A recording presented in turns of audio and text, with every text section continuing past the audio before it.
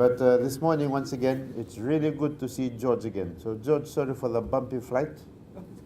Yeah, we could not, we have a lot of powers, but we don't have powers over what happens up there in the sky. So very glad to see both of you, that you can make it here for this another training program. I asked George, as I was coming in, how many times have you been to Fiji? He can't remember. So many times that he's been here. But I'm glad to really see both of you here to once again pass on your knowledge, to interact with the people that we have here within this particular training program. I know it's going to be a very fruitful session, and it's going to lead to a lot of good things. So this morning, I think it's always proper for us, as we interact with the Singapore Mediation Center, to once again express, as the Permanent Secretary has expressed, to express our gratitude and our appreciation for the work that the Singapore Mediation Center has done. Not only for our ministry, but the work that they have done has gone on, and its impact has been felt across the country. You know now that in the judiciary they're beginning to use mediation. We now have the Fiji Mediation Center and what it does in terms of the, what's it called now, arbitration court. So all of these things have built up from the initial training programs that we had here with the Singapore Mediation Center. And early on in the piece, we had invited the Chief Justice to also participate in some of the programs. And if I recall correctly, we sent him also to Singapore to attend some program. And as a result of that, the whole concept of mediation and its usefulness has moved across from our ministry into other areas. So it's beginning to have a good impact right across the country. And for all of these things, we're always thankful to SMC, for the Singapore Mediation Center, for providing that mediation training, and also for the accreditation, for accrediting our people. Our people get the opportunity to be accredited with an agency that is recognized globally. So I would regard the accreditation that we get here as a global accreditation. It's a global recognition of competence, a global recognition of the ability of people to be able to participate in mediation. We have, here in the ministry, we have launched our mediation services in 2009, and since that time, we have had a very good rate of successful mediation and the resolution of cases by our mediators. And I think this, first of all, it speaks volumes of the quality of training that we have received. The training, the guidance, and the assessment and the accreditation that has been conducted by Singapore Mediation Center, which is, as you know, has got a lot of prominence as a training institute of mediators within the Asian and Pacific region, including Fiji. So George, my acknowledgements to you and your team and your immense contribution to this ministry and the important role that Singapore Mediation Center has played in facilitating quality training for our mediators and other mediators in Fiji. I think through our association with Singapore Mediation Center, this has lifted the profile and qualification of, and also the international recognition of our accredited mediators in 2016, and as associate mediators for the pioneer mediators in 2010. Our pioneer mediators, they left us last year, and 8 new mediators were appointed with our new chief mediator, Shane, who was, I think, the only remaining original lot of mediators, who was appointed in November 2016 to continue the work of the mediation services in Suva and at our district offices in Balo, Tokanandi, and Lambasa. So congratulations also to the new mediators on your first anniversary. It's more than a year now. Oh, congratulations, you're 1 year old. Thank you, Michelle, and all of you. 1 year old. Kenny, for all of your mediators. So congratulations on being able to do that. Some of the stats that I have here, from January to October this year, the mediation services has received a total of 1,220 employment grievances, compared to 839 in 2016. That's a substantive increase. I think it's almost a 50% increase, from 839 to 1,220. So the number of cases has risen quite dramatically. Since November 2016, the mediation team has achieved a high resolution rate of 84.97%, virtually 85% of all cases that have been referred have been resolved successfully by the mediation team for the first quarter of the 2017 to 2018 fiscal year. And the year starts from, is it July or August? August, September, October. So for the months of August, September, October, his success rate has been 85%. That's very impressive, not only for the resolution rate, but because of the fact that the numbers have also increased by almost 50%. The number of cases has risen by almost 50%, and the resolution rate has been maintained at 85%. So congratulations to all of you. And I think that is, once again, that is a reflection of your own commitment as mediators, and a reflection also of the great training that has been undertaken by our training providers. So I hope that your mediators will be able to maintain that level of performance and to continue to surpass the resolution targets that we have set for ourselves. We have to continue in this country to create an enabling social justice environment based on good faith relationships, which is not always good. Good faith under the law, which requires parties in an employment relationship to be proactive and constructive in establishing and maintaining productive relationships. And as we get more partners from other ministries, we hope that these skills will be able to be taken into other areas. And I know that the use of these mediation skills is not limited to our mediators, that is also used by others. I think occupational health and safety, and also for our LSS people, where they're beginning to apply these skills before the issues are brought up to mediation. Those skills are already being utilized at that particular level. Continuing to create an enabling social justice environment is also in line with government's commitment to our forward-looking 5-year and 20-year national development plan. I hope most of you will know that those plans were launched at Bonn when the Honorable Prime Minister was presiding over COP23. We now have these plans in place, the 5-year plan and the 20-year national development plan, with the vision of transforming Fiji. So your role as mediation is also part of that, of transforming the industrial relations climate, the dispute resolution climate, as part of that overall vision of transforming Fiji. With a national development plan in place, the objective for us is to reduce employment to below 4% in the coming 20 years. And you know, right now, we are at 5.5%, which is the lowest level of unemployment that we've had in this country for the past 15 years. Lowest level. At the same time, we must continue to improve upon our industrial relations climate by encouraging good faith relations and having effective dispute resolution systems in place, of which mediation is an example.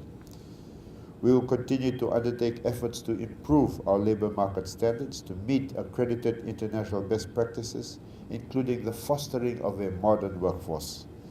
Mediation is gaining popularity, not only globally, but also locally, as an alternative dispute resolution mechanism to resolve conflicts, grievances, and disputes. Under the old labor laws,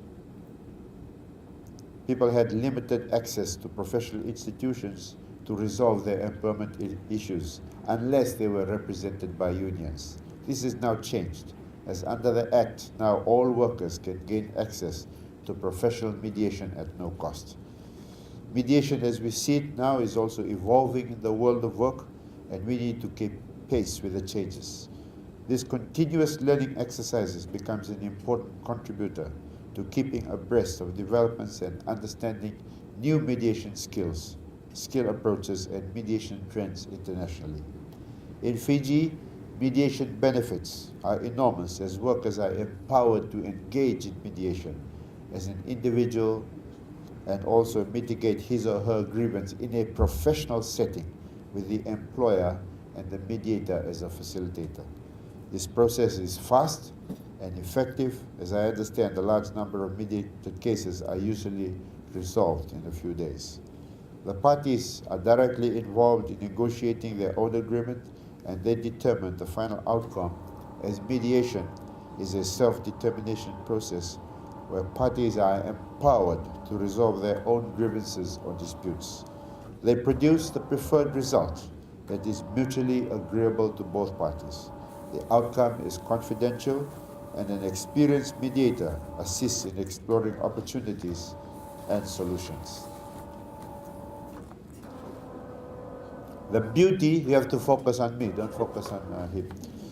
The beauty about mediation is that every issue is discussed, including the concerns beyond legal boundaries, and the process itself presents a challenge to both parties to devise solutions and settlement.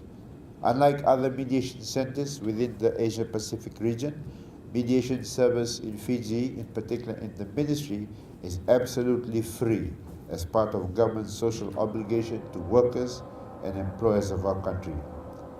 Informal mediation by our mediators has also been a very powerful tool in diffusing contemplated strikes in Fiji. And we are very glad that I don't know how many years now we've not had a strike, we've not had a lockout. And part of that is because our mediators have been involved in informal mediation whenever issues begin to crop up. We have in place a training program for the professional development of our ministry staff, and for the first time have included participants from other government ministries to strengthen the capacity base for mediators in the civil service. For the next accreditation workshop, we will also examine the possibility of including organizations from the private sector, government, commercial companies, and statutory authorities to be part of this training, so that this knowledge, this skill, this competence, this way of thinking about resolving mediation can go on and can be used in other parts of our society. We want to be able to expand on the capacity base of mediators, given the success of the concept in Fiji's employment environment, so that it can be used in other environments that is part of our social fabric here in Fiji. For the participants here today, Singapore Mediation Center has designed a very intensive training for you. I've been through that training program, so I know how intensive it is. It is very practical, it is very hands-on, which includes role-play assimilation, and at the same time, you will be able to improve your skills in problem resolution, which you practically undertake in your responsibilities. If I have one suggestion of you, it is to give of yourself completely. Don't give of yourself 50%, don't give of yourself 75%, completely. Mind, body, soul, time, everything. Give yourself completely. Fully utilize the next 4 days of training in order to acquire the techniques, to acquire the competence and the skills to be more effective and efficient in your work and in resolving conflicts, as we focus on raising the standard of service delivery to our customers. Mediation is a real powerful tool for resolving disputes and building harmonious and productive employment relations. Your role as a mediator is crucial in that respect. I am glad that my training, as has been mentioned by the Permanent Secretary, has helped me in my current role, because under the current legislation, when the disputes happen, it goes to mediation. Sometimes they feel they are referred to me for conciliation. And that's where I have to brush up on these techniques. And I'm thinking, since the experts are here, if I have some time this week, I'll come in and sit on some of the sessions just to brush up. Because as we move closer to elections, more and more of these things will begin to take place. So, George, you might be seeing me being a student coming to sit down and just to listen and just to refresh some of those ideas. I think you've brought up some new ideas, the latest thinking that has evolved around mediation. So I hope to be able to make use of that, perhaps not today, but later on in the week, to come in and sit and listen. So let us use the mediation to promote and support the concept of the Talanoa dialogue, which was successfully advocated and used in the recent COP23 event in Bonn, in which the Honorable Prime Minister is now the chair. A concept of inclusive and participatory dialogue to arrive at agreeable solutions. On that note, I have much pleasure in declaring open the Module 1 training program on managing conflicts and resolving disputes effectively through mediation. Thank you. It's great to be back in Fiji. Yes, Shane, I've been here for the Ministry of Employment 8 times and several times for the for the judiciary. So I now can sing your national anthem, more or less. Okay. But, you know, Chen Yang and I came in this yesterday evening. A little bit of bumpy ride, but that's all right. We said you don't have to pay for a roller coaster. The plane going this way. But the warmth and friendliness of the Fijian people is very apparent when we come here. It's totally different. So we thank you for that experience and the welcome. This morning, I got up this morning and said, what should I share with you? If you will allow me, I wanted to share something on a personal note. First, no, I came from a poor family. I was the youngest of 6 children. Had to work my way through law school by teaching, tuition. And for me, it was a real achievement to become a lawyer. And that was 35 years ago. I'm a senior counsel in Singapore, which means there are 5,500 lawyers. There are about 60 senior counsel. And that was a real privilege for me, and also to be president of the bar in Singapore. But the thing that touched me most was my work with mediation, because I started mediating 20 years ago. It's taken some time in Singapore, but mediation is now part of the dispute resolution framework. So in the courts, almost every case is mediated first. In the family courts, every case goes through mediation. Children first. And now we have rules, practice directions in the courts. We say that lawyers have a duty to explain mediation to their clients. So there's a lot of encouragement, and this is gaining momentum in the country. This year, in January, I was appointed chair of the Singapore International Mediation Center. And this is about providing a service to, an international service to countries in the region to come and mediate in Singapore. And that is already taking fruit. Okay, I did a case last month. Chinese party against a Japanese party over something that happened in Japan. They came to Singapore to mediate. Nothing to do with Singapore, but people see Singapore as a neutral ground, that we have got proper legal services, that kind of infrastructure. And that is happening all over the world. Mediation is the next wave. So I wanted to share this with you because I see Fiji as having that potential as well. My work in Fiji is not just about coming and doing training. Okay? For me, just now when you had the opening prayer, we talked about blessed are the peacemakers. For me, there is a lot of value in trying to make this a more peaceful world. Your mission statement talks about social justice. Minister, you mentioned that as well. For me, mediation is more than just settling a case. It's about a cultural shift. So I've been coming to Fiji since 2009. In fact, I was here in this very room when your mediation unit was launched. Some of you may remember that. Shane, were you here? Were you here? Yes, and your minister, Philippe Bolle, opened this. So I've been with you guys, and for me, and Chen Yang here today, it's really been an exciting journey to impart whatever we have, whatever skills, whatever knowledge that we've been given, we want to share with you. 85% success rate is excellent. Okay, it's well above the global average, which is about 70-75%. So I think you guys have done very well, and in terms of numbers to your cases, 1,200 cases, 85% of that is fantastic. And what I'm really pleased to hear is that you've managed to stave off strikes. Okay? It's you may not realize this, but actually you guys have done very well. So the work began with the ministry here. We also introduced mediation to the judiciary. And we were fortunate that the Honorable Chief Justice Anthony Gates became interested in mediation. SMC has trained the Chief Justice as well as his judges and many lawyers as well now.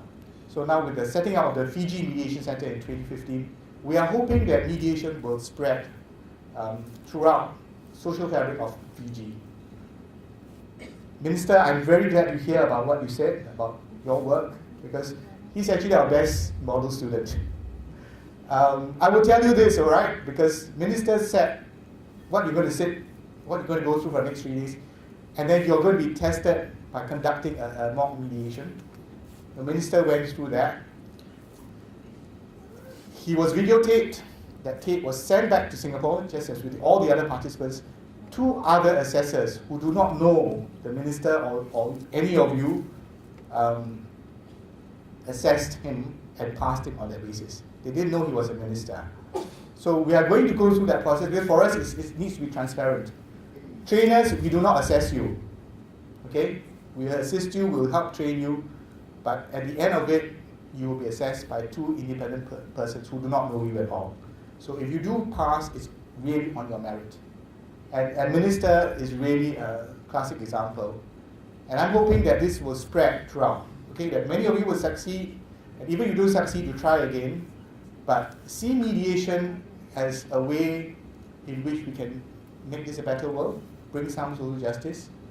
For me, 20 years of mediation. 2 years ago, I decided to do this full time. Now I do mediation full time as a profession. I can earn a living, a good living. I mediate an average of 2 cases a week. They are large cases, and I have a settlement rate of 75 to 80%. I want to end off to share with you one mediation which I did a few months ago, and it shows the power of mediation. If you just bear with me. This involved a young man who was riding his motorcycle, 25 years old, turning left into the main road. On the opposite side, a taxi which was parked illegally. The taxi driver went to buy groceries. And then an oncoming truck tried to overtake the taxi, blind spot, hit the motorcyclist. Okay, the young boy lost his leg. You know, everyone is insured, right? So the insurers are all blaming each other. They couldn't come to a settlement. One lawyer was particularly difficult, but they came for mediation. And at the mediation, I start with a joint session, and I asked the young boy to share. And his first words were, "I want to commit suicide." The room was stunned. He said, "My life is gone. My dreams have been shattered. No woman will marry me." Hush. But his father, who was next to him, strained look. His father said, his father was a contractor. He said, "My wife has cancer, 4th stage. My first son is in jail, illegal gambling. On the second day that my first son was in jail, my second son got involved in this accident and lost his leg. My life has been just going between hospital and jail." The room was just hushed. We all thought we had problems, but this was really hard. We started at 9:30. 1:30 we settled. The insurance became generous because it was a statistic in the file. It became a family. It became lives, human beings. And everybody started giving advice to the board. Please don't commit suicide. Financial advice, what to do with the money. Make sure your brother doesn't get hold of the money. Within hours, we settled the case. It became something very human.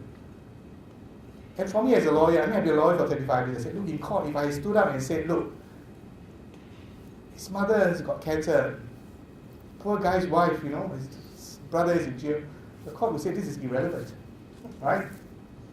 But in mediation, it's so relevant because we are humanizing the dispute. We are talking about real people. And everybody went back, I tell you, 1:30, even the lawyers felt good because we did something useful. That is social value. That is the power of mediation. And I tell you this story because I think you can do this too. When you resolve your employment disputes, when you resolve disputes involving families, it's just not that one person, but it's whole family, society. So I really hope that this message can spread in Fiji. And Minister, if you have a chance, talk to your cabinet ministers because it shouldn't remain here. It shouldn't remain a Ministry of Employment. And I'll tell you that it's gone to the judiciary now, Fiji Mediation Center, but it needs more work to spread all fabrics of Fijian life.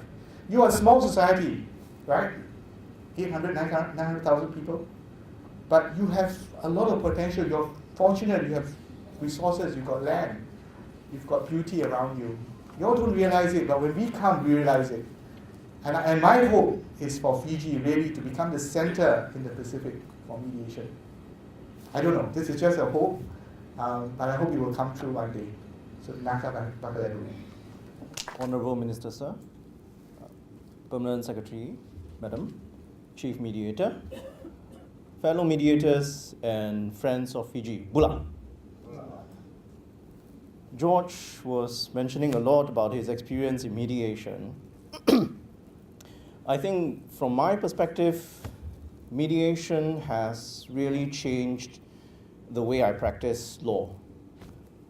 Shane, I think, mentioned I'm primarily a litigator in court, and that's what I do. I'm a trial lawyer. And how I practiced law in the past, before I got into mediation, was always when the client comes into the room, all I'm concerned about is, can you sue? And how much can you sue for? Once I got started into mediation, and I realized the perspective has changed as a lawyer, when the client comes into the room now, what I ask myself and what I ask the client is, why do you want to sue? Because there is a better way to resolve disputes. And my wife would tell you that getting involved in mediation has also changed the way I am as a person, the way I resolve my own personal disputes at home, the way I talk to people. It's changed. It's changed from being a cross-examiner at home when I get into disputes with my wife to trying to understand her better, trying to communicate better, and trying to make sure disputes are resolved in the most amicable manner. My two biggest clients in mediation are my two little boys at home, 3 years old and 5 years old. So they become my two biggest clients of mediation. So when they get into quarrels at home, that's what I do, and that's what I use them for in practice for my own mediation development.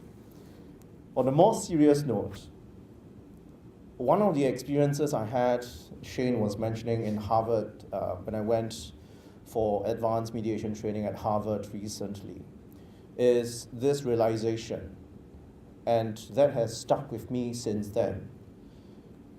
In our generation, and I think in generations up to this current time, often our parents grew up telling us, when we grew up, our parents would be telling us, aim to become a lawyer, aim to become a doctor, aim to become an engineer, some kind of a professional. And they see that as a great achievement for their children.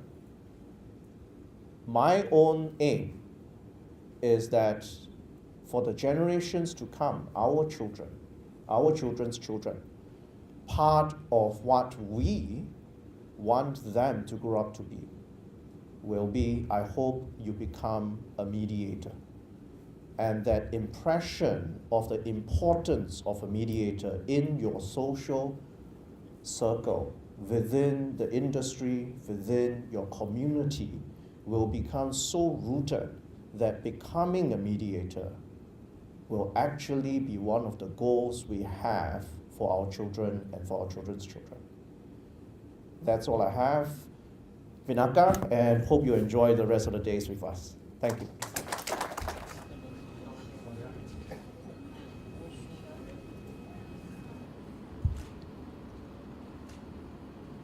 House is one of the most popular ones. I've been through in Fiji.